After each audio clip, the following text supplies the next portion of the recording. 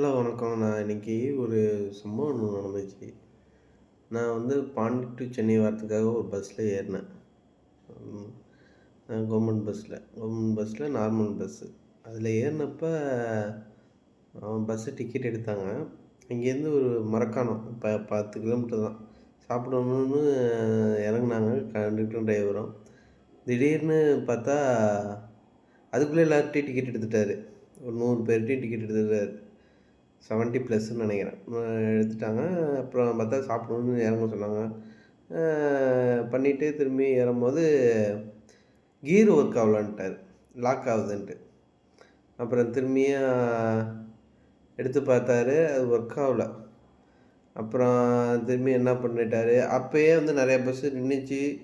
அ நான் 2, 3 பேர்ட்ட கேட்டேன். ஏன் பஸ் ஒர்க் ஆகலன்னு பெருசா மாத்தி விடணுன்ட்டு. இருந்தாலும் கியர ட்ரை பண்ணதுக்காக அடியில போய் டிரைவரு இதெல்லாம் போட்டு ட்ரை பண்ணாங்க. ஒண்ணும் பிரச்சனை இல்லன்னு சரி ரெடி ஆயிடும்னு நெனச்சு திரும்பி வந்தோம்னா, இவரு என்ன பண்ணிட்டாரு, இல்ல அது ஒர்க் ஆகாதுன்ட்டாரு.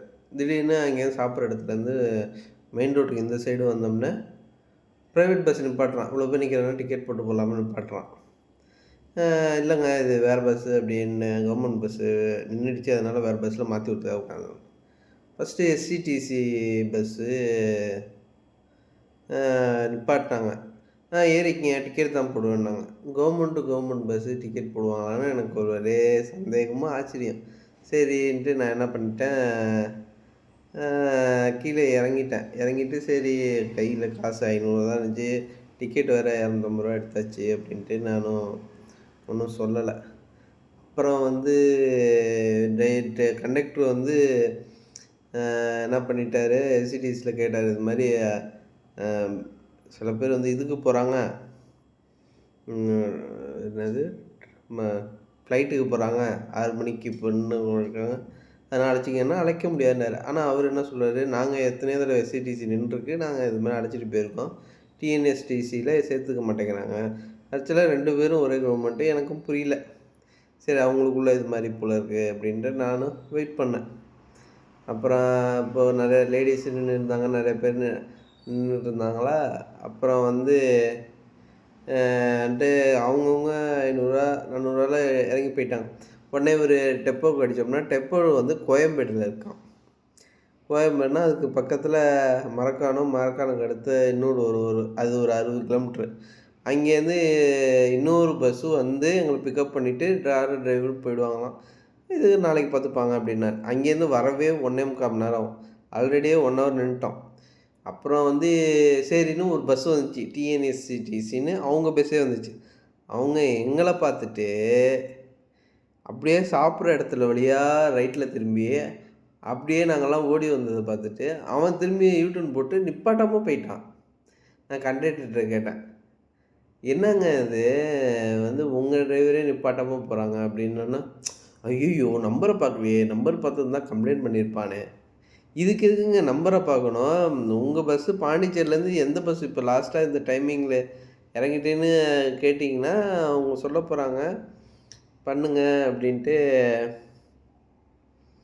அ போயிட்டாங்க. ஆனா வந்து இன்னொருத்தர் வந்து போலீஸ்க்கு ஃபோன் பண்ணாரு. அ வரதா சொன்னாங்க. ஆள காணோம். 2 மணி நேரம் நின்னோம். அப்புறம் வந்து டிஎன்எஸ்டிசியோட கம்ப்ளைண்ட் இதில போய் இப்ப ரிங் போகுது. ஆனா எடுக்கல. வந்து பிஸின்னு வருது. அப்புறம் 2 1/2 மணி நேரம் நின்னோம். அப்புறம் 75ல 50, 40, 30 ஆயிடுச்சு. 30 ஆன உடனே ஒரு பஸ் வந்துருச்சு. அ அதில ஏத்திக்கிட்டாங்க. அதில டிரைவர்ஸு, கண்டக்டரும் நெறைய பேர் ஏறி ஆக்சுவலா ஒரு 10 டிக்கெட் தான் இருந்தாங்க. ஆனா, அந்த இதில வந்து ஒண்ணும் இதாகாதுன்னு போற வழியில நெறைய பேர் கண்டக்டரும், பஸ்ஸும் government servant Tamil Nadu government servant நெறைய பேர் ஏறுனாங்க. அது வந்து டிரைவர் இது போறதுக்கா என்னன்னு நினைக்கல. அந்த 10 பேரையும் ஒரு 25 பேர்ல 10 பேர் வந்து வெயிட் பண்ணாங்க. இன்னொரு பஸ் வருது அதில ஃப்ரீயா போலான்ட்டு. நாங்க இதில ஏறிட்டோம். ஏறிட்டே வந்தோம். வந்துட்டோன்னு வையுங்களேன்.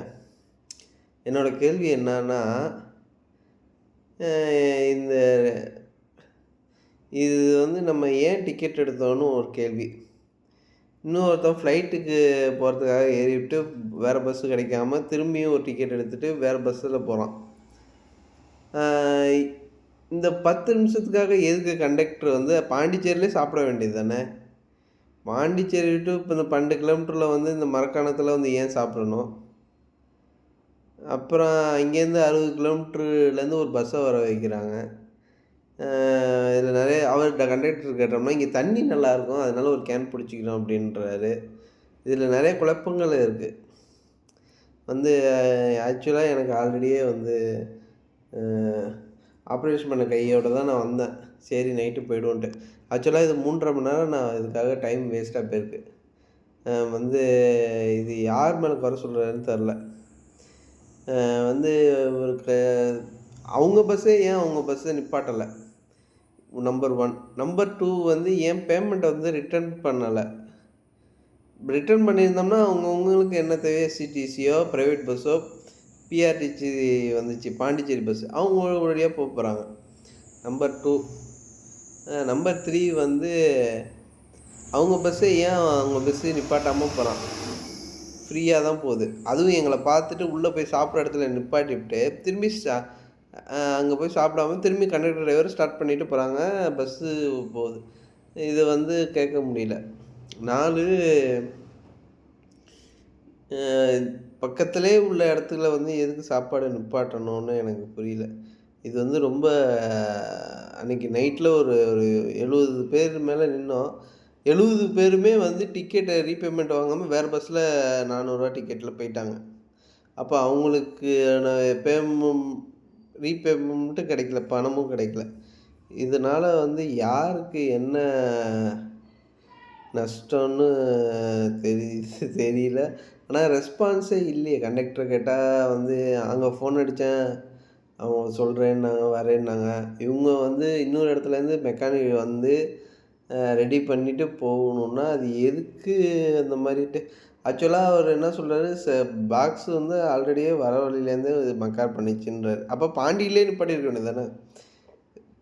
இல்லன்னா வேற பஸ்ல பாண்டி பஸ்ல எங்கள ஏத்தி விட்டுட்டு, அங்கேருந்து வேற பஸ் ரெடி பண்ணி அனுப்ப வேண்டியது தானே! அதுதான் எங்களுக்கு வந்து குழப்பமா இருந்துச்சு. கடைசியில சென்னை வந்துட்டேன். வீட்ல அப்போ வேண்டான்னாங்க. கை உடைஞ்சிருக்கு. அப்புறமா போய்க்கலான்ட்டு. ஆனா அவசரப்பட்டு வந்து நான் கிட்டத்தட்ட ஒரு 4 மணி நேரம் கஷ்டப்பட்டுட்டேன். ஸோ வந்து நான் என்ன சொல்றேன்னா, முடிஞ்ச அளவுக்கு டிக்கெட் வந்து புக் பண்ணியே போங்க.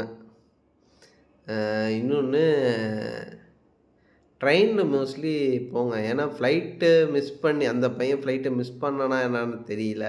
இ அவன்ட்ட இந்த காசுக்காக அவன் உட்காந்துருக்கான். இல்ல வேற பஸ் மாத்தி விடுவாங்கன்னு உட்காந்துருக்கான். கடைசியில அவன் வேற ஒரு பஸ் எஸ்இடிசில ஏத்தி விட்டுட்டு பேமெண்ட் தாங்க பண்ணணும் அப்டின்னோனே, அந்த பஸ்ல ஏறி போயிட்டான். அதனால வந்து யார் மேல தப்பு இருக்கு என்னன்னு தெரியல. இன்னொன்னு வண்டி வந்து ஆல்ரெடியே வந்து இப்ப இந்த கியர் பாக்ஸு சரியில்லன்னு ஒரு வாரமா பேசிக்கிட்டு இருந்தாங்க. அத ஏன் சரி பண்ணாம எடுக்குறாங்கன்னு எனக்கு ஒன்னும் சந்தேகமா புரியல. வந்து நம்மளும் நியூஸ்ல பார்க்குறோம் 300 பஸ்ஸு புதுசா விட்றாங்க அப்படின்னு சொல்றாங்க. ஆனா ரெஸ்பான்ஸ் இல்லாத டிஎன்எஸ்ல திரும்பியும் எனக்கு முன்னாடியே நெறைய பேர் கால் பண்ணாங்க. கம்ப்ளைண்ட் பண்ணாங்க. நானும் கால் பண்ணேன். ரிங் போச்சு யாரும் எடுக்கல. ஸோ இது என்னோட ஒரு நாள் அனுபவம். Thank you.